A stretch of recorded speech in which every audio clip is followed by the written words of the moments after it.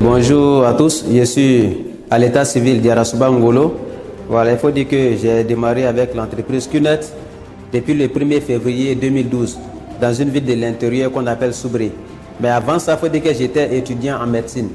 Et pendant la crise, après la crise post-électorale, les universités étaient fermées ici en Côte d'Ivoire. Donc on attendait la réouverture et c'est comme ça qu'on m'a présenté ce business. Je me suis lancé en attendant qu'on ouvre les universités parce que je n'avais pas commencé croyant que j'allais être aujourd'hui un grand networker.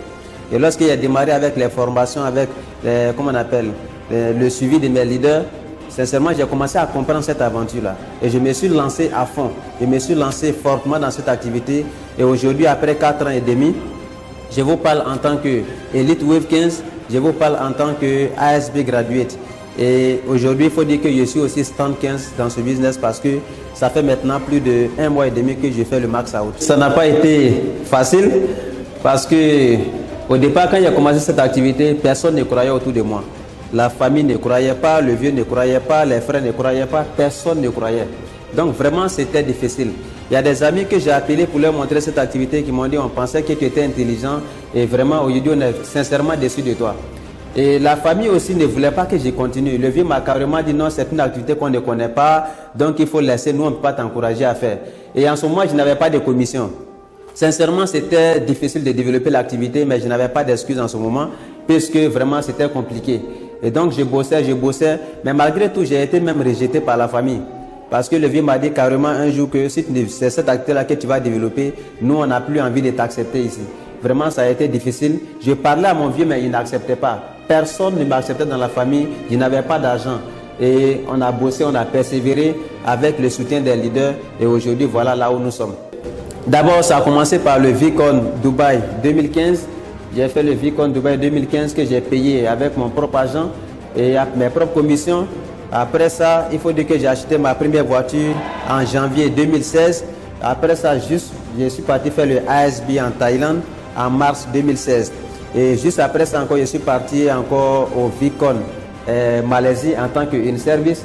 Je suis revenu encore, on a bossé. 3 mois après, j'ai pu acheter une maison d'environ 40 millions de francs CFA. Et juste après ça encore, on a bossé. Et aujourd'hui, je suis dans une voiture que j'ai achetée à plus de 30 millions, environ 35 millions. Et voilà un peu aujourd'hui là où nous sommes.